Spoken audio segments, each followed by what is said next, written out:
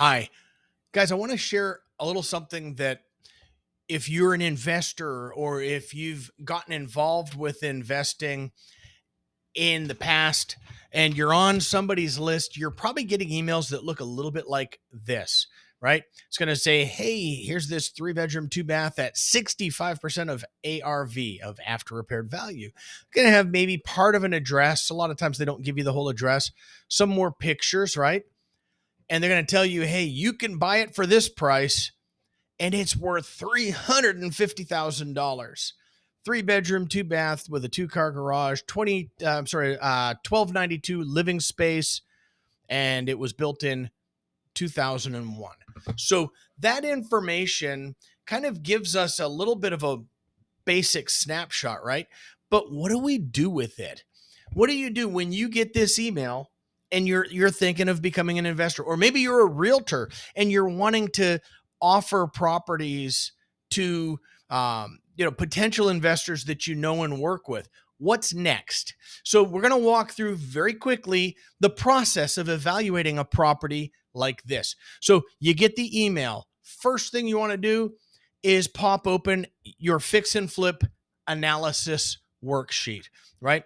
This is pretty much pre-filled. I just filled it out ahead of time, so we're not going back and forth. And normally I would have this spreadsheet open on one page, on one screen on my computer, and I'd have details about the property on the other, right? So I'm just going to plug in and I'm going to use the numbers that they've given us, right? Which they did not give an estimated rehab cost. Sometimes they do, sometimes they don't, right?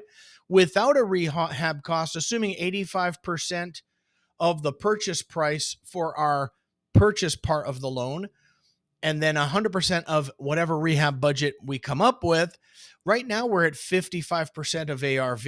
So we know the house was built in 1991, and we know it's a little shy of 1,300 square feet, and it's a 3.2. Really, at this point right now, we've not reviewed anything else. I'm just going to say, hey, maybe it's $30,000 to fix this up. Oh, look, that puts us at 63%, assuming the ARV is correct. Hey, maybe it's rough, maybe it's 40,000, right? And those are assumptions that we're going to make. Now, you notice on that email, there was an opportunity to click for more pictures, right? To see more images. So we've clicked it and we've opened it up, and doggone, where's my pictures? Here it is. All right. So we're going to open this up. We're going to start flipping through these pictures, right? And obviously we're going to do this fast for the purposes of what we're, doing today. But so I'm looking at this and I'm seeing, wow, there's probably some masonry work that needs to be done. Appears to be probably a concrete block home. We would want to confirm that, of course, but based on the way the window is formed in, it almost assuredly would be probably concrete block. But you can see a lot of wear. Obviously, the thing needs to be painted completely. We might need to have the windows resealed, right? You can see there's a lot of deferred maintenance here. But these things here that you're seeing, those are good indicators that there may be more issues, related to this property than, than we're aware, right? So just starting thinking about things, and we plow through some pictures, and you can see this thing's obviously got a lot of use and abuse over the years. We can see there's some obvious drywall repairs that are going to need to be done. This may be like the living room area. This probably is a bedroom. Again, you can see more drywall repairs. The other thing we know is this, even if there weren't drywall repairs, a dark, base coat, when we have this thing painted down to a neutral color, is probably going to require a couple of coats of paint, right?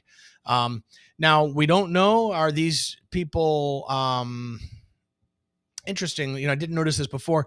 Looks like somebody came in here with the intention of doing some reno. So that adds just maybe a little layer of mystery, right? But, going through, we're just looking at, this is a lot of trash out. For sure, there's going to be, more drywall repairs. So we're starting to kind of get an idea of the level of information that's going to be built into this reno, right? So now we come back and we say in our notes, so, all right. Oh, I'm sorry. On our spreadsheet, we're going to come back and we're going to say, hey, maybe it's 40, probably a little bit more. And I'm going to skip ahead, right? Because I already worked out on my analysis worksheet. I kind of added in some numbers. So I'm assuming this is a pretty substantial demo trash out and cleaning. And I just winged that at maybe $3,000, two dumpster loads, $600. Based on the age, based on the deferred maintenance, I think it might be safe to assume that the roof probably hasn't been replaced, right? And now we're making these assumptions. HVAC may be dated, may need work. As you can see, I'm kind of using these numbers now. What did I do to come up with these? I literally plugged in a 1,300 square foot house in Melbourne, Florida, and I put roof replacement cost for a 1,300 square foot house in Melbourne, Florida. And I did that on ChatGPT. And ChatGPT gave me a range, and it gives you some options and information. And I'm pulling out, somewhere in the middle to upper end of that. I did the same thing for HVAC, just in case we need to be replaced. Electrical fixtures and finishes and plumbing. I put $2,000 as placeholders there. Again, calculating the paint. Drywall repair, I put 1,000. I mean, I see some repairs that need to be made, but it didn't look like anything that would take someone more than a day or maybe two. Who knows what they're doing, right? But again, we're going to estimate high because we don't know. Paint, interior and exterior. I'm assuming on the medium to high range because they're going to need to kill that whole sucker inside. We're going to need to paint doors, if not replace doors, things like that, right? So I put 45 and 45 for 9,000 total. 5,500 for the master bathroom, 4,000 for the second bathroom. And again, these numbers basically are coming from ChatGPT. I'm just using it to give me estimates, and then I'm refining those estimates, right? Replacing the whole kitchen, $15K, landscaping, $750. Again, these are rough numbers, but look at this. I was guessing 30 to 40,000 initially. Once I, ran out my numbers, my rehab budget, $67,000. So the first thing I'm going to do here on my worksheet is I'm going to just go ahead and make that 70,000. Now I know we might not need a roof. We might not need HVAC, but I want to guess high at the moment. So the first number I just confirmed was my rehab budget. Right now I'm going to go back to my ARV. Now you'll notice from our initial listing, this didn't give us a property address, right? So what I did, this is not rocket science. I looked at the pictures that the wholesaler sent in their email, and I was able to find the house number. So if you look at this original picture, even here, when you zoom in on those, I was able to find the house number. So it's 2720 Madeira Circle in Melbourne, right? So I mapped it. Tells me a couple things. I see that there's a pond over here in the neighborhood. This is on the other side of the street, right? You can tell by the proximity of the houses. You can tell by the square footage. We're probably in the blue collar range. But I ran, the first thing I do is I ran a House Canary report. Okay, it looks like this. And this House Canary report told me 317 is my value. Now, House Canary is not looking at the condition of our property. House Canary is giving me, based on the square footage, based on the bed bath count, based on that information, it's giving us a percentage of confidence for this range. Okay. It's never perfect. It's a range. Okay. So, but I like that it kind of gave me that range, 271 to 362 with an average, or a median at an 86% confidence of 317. Okay. I'm going to take a look before I import that number, right? I'm going to go back and I'm going to take a look at, what else has sold, when it has sold, what's on the market, right? And I can see all of that where it is. Like here, recent number 4 is in the same subdivision. All of these are also in the same subdivision, but you see like number 4, hey, that's on the lake. So what did number 4 sell for? It sold for 337, and it's on this little body of water, right? And that body of water, I mean, it's probably, a retention pond. You can sort of see through the neighborhoods, right? But it's the size of the whole circle. So it's a pretty big body of water, and so it's certainly a feature that would be appealing to a buyer to have that in their backyard. So, we're looking at this one on the water. Number 4 is fairly recent. It sold in June of 2024 for 337. Now, here's another one. Number 3 sold for 350 in July, but let's go back and look. Where's number 3? Number 3 is not even in our subdivision, right? It's across this road in a different area. So it may not be as similar. We don't know what this looks like. I'm going to guess, literally just by glancing at this, that the home sites might be a little bit bigger, right? I don't know. It looks like it's about the same. The home site's about the same. So, but, and about the same age, but, that's still not as comparable as, 7 and so on, that's in our same neighborhood. So we've got 350 here, similar house. Number 7, yep, similar house again. So these numbers are not, in my opinion, they're probably not 100% supporting a 350 after repaired value, right? But what's the truth teller? What's in the market? What's on the market? So active listings, this is active listings, right? And if you're a realtor, you could do comps like this. If you're not a realtor, you can wing it, pulling some of this data from Zillow, obviously, if you're working with our team, you can get this information from us as well. So you go on number 1. Number 1 is listed. It's on the same street. It's 339. That house is listed. It was listed this last month in August. It's currently September. And it's on the water and it's 339. I'm not thinking that our value is 350 anymore. We don't have a lot in my opinion, that supports 350. And I'm going to probably say, maybe 317 is a little low, right? Like from the House Canary report, if we're looking at this first page, 317. But I'm going to say we're probably, we could say 325. You never want to guess high on this number. So now I'm at 325. What did that do to my numbers? Assuming my rehab cost is accurate, I'm at 80% between my loan, right? My total loan at 85% of the purchase. I'm at 80% of the ARV. What can I do? I could put a bigger down payment down, but truthfully, if you have to do a big down payment, you're still going to be over leveraged based on the money you've put into the deal, right? So now what can we do? I'm going to put that back at 85%, and I'm going to go back and I'm going to say, let's play and come up with a max offer. So based on this, I'm going to say, what's 195 get us? 73, but it's still too high. What's 180 get us? Literally just trial and error. Just playing with the numbers, right? 1.8 million. That's a little high of a sales price.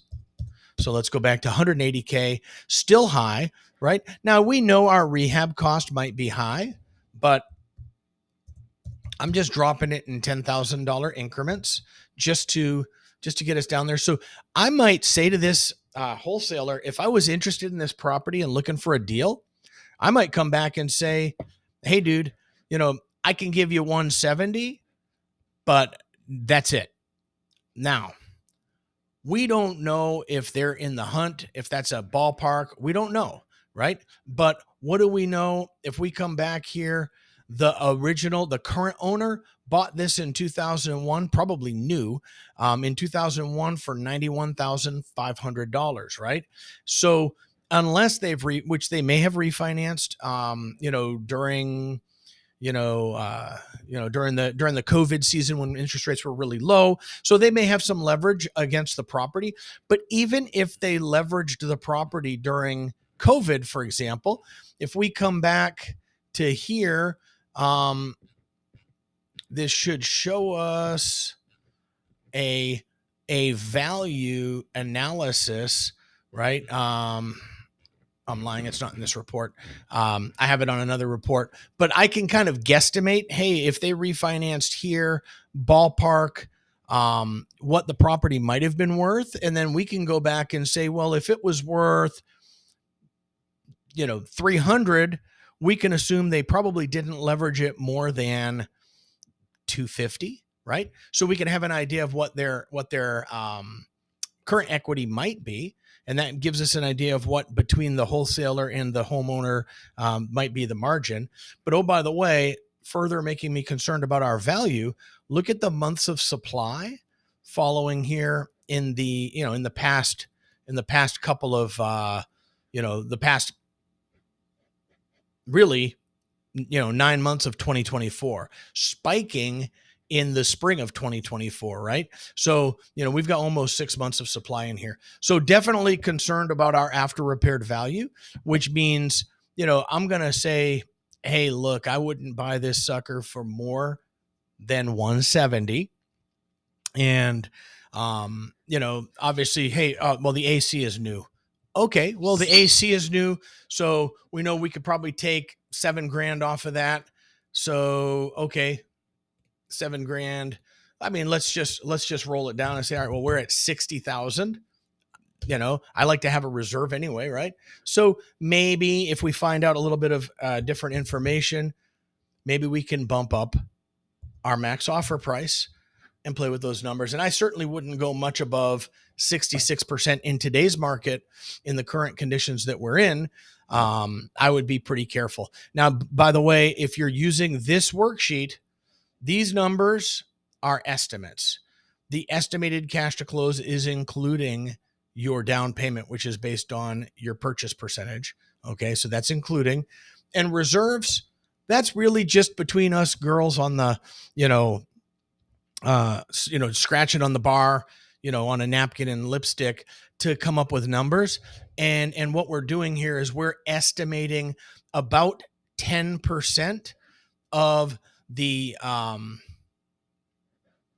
total loan amount we're wanting to have in reserves, right? So you look at that 21.3, and what that's for is to make sure we have money to fund our rehab, because rehabs are paid in draws.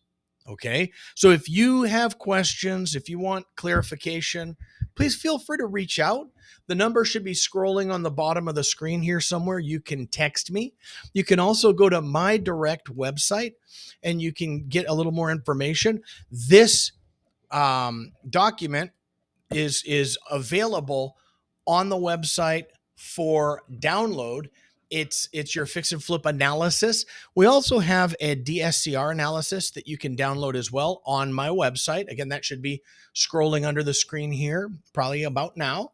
And if you go to my website, you'll get my contact information, and you can also click to set up an appointment in order to talk with me. There's a text line where you can text me directly. This number goes to my company. It does go to our deal desk team, and it's attended part of the day by people, part of the day by AI. So if you have a weird conversation, just keep in mind it might be AI. But there's my text line on the on my website, and you can click there or select that number and text me directly. That will come to me only. So the only warning I would say is be aware that if I'm tied up in a meeting, I might not get back to you as quickly. Okay. But have a great day. I hope this helps.